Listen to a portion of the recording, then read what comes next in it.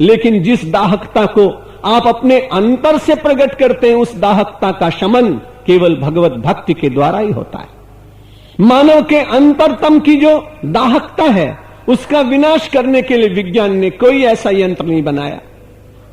आपको बहुत ठंड लगी हो तो आप हीटर लगा सकते हैं, आपको बहुत गर्मी लगी हो तो आप एयर कंडीशनर में बैठ सकते हैं, लेकिन मानव के भीतर की दाहकता और शीतलता, इन दोनों का परिवर्तन केवल परमेश्वर की कृपा से होता है।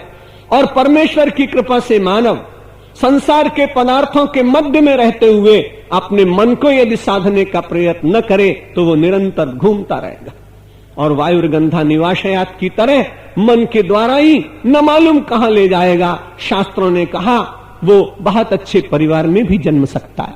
शुचि नाम श्रीमताम गेहे योगम भ्रष्टो भी जायते, वो पवित्र घर में आ सकता है, योग भ्रष्ट हो सकता है, बहुत श्रेष्ठ व्यक्ति बन सकता है, लेकिन यदि अपने मन को उसने न संभाला तो शूकर योनिम्बा, कूकर योनिम्बा, चांडाल योनिम्बा गच्छति।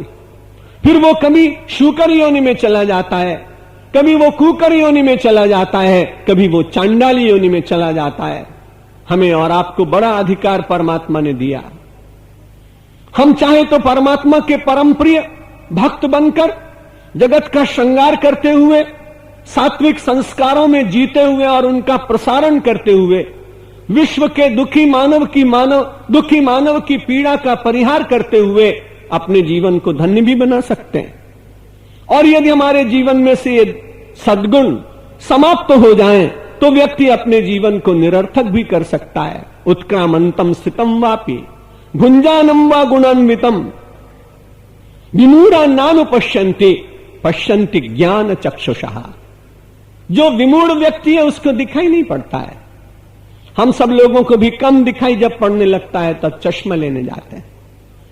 चश्मा भी एक बहुत दिन तक चलता नहीं, नंबर बदलते चले जाते हैं। ठीक यही स्थिति, हमारी आंखों से संसार दिख रहा है, लेकिन भोगी को केवल संसार में भोग ही दिखाई पड़ेगा। रागी को केवल संसार में राग और आसक्ति ही दिखाई पड़ेगी।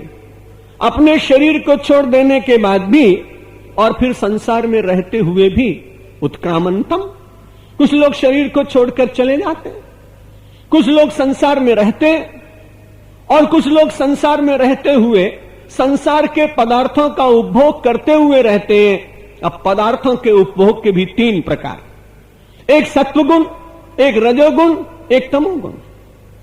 एक व्यक्ति के हाथ में चाकू है, सत्वगुणी व्यक्ति उस चाकू से भगवान के लिए सुंदर से फलों को तैयार करता है, चाकू तो वही। दूसरा रजोगुणी व्यक्ति उस चाकू से अपनी पेंसिल छीलता है, नोक निकालता है। उसके पास कुछ ना हो, चाकू तेज हो, घर का छोटा बच्चा आ जाए, कहता मेरी पेंसिल टूट गई है, इसमें से नोक निकाल दो, तो उस चाकू का उपयोग रजोगुणी व्यक्ति पेंसिल तैयार करने के लिए करता है। लेकिन वही चाकू तमोगुणी व्यक्ति चुपचाप बैठा है और उधर से कोई आदमी निकला और उसे पता लगा कि इसके पास तो 5 लाख रुपए हैं, वो तुरंत उसी चाकू को किसी के पेट में और डालकर और उसका प्राणांत कर देता है। संसार में भुंजानम व गुणान्वितम, गुणों के द्वारा ही संसार के पदार्थों का उपभोग व्यक्ति करता है। सत्वगुणी व्यक्ति विचार करता है कि ऐसा करने के बाद इसका परिणाम क्या होगा। रजोगुणी व्यक्ति थोड़ा विचार करता है और तमोगुणी व्यक्ति निद्रा, आलस्य, युद्ध, कलह, लड़ाई, इन्हीं को जीवन का सत्य मानकर अपने जीवन को भ्रष्ट करता चला जाता है। विमूढ़ा नानुपश्यन्ति, जो विमूढ़ हो गया मानव, वो देख नहीं पाता है कि हमारे जीवन का कर्तव्य क्या है। जो संसार मिथ्या है उसी के संग्रह और उसी के संरक्षण में उसकी सारी शक्ति चली जाती है, और जो आत्म तत्व प्राप्त करने के लिए मानव संसार में आया है, विमूढ़ होने के कारण अनुपश्यन्ति न, वो उसे देख नहीं पाते। जीवन का लक्ष्य क्या है इस संबंध में वो विचार नहीं कर पाते। लेकिन कुछ ऐसे सद्भागी लोग होते हैं, कुछ ऐसे बड़भागी होते हैं, कुछ ऐसे भगवत कृपा पात्र होते हैं, कुछ ऐसे गुरु कृपा पात्र होते हैं जो पश्यन्ति ज्ञान चक्षुषः, उनको परमात्मा की कृपा से ज्ञान के चक्षु मिल जाते हैं।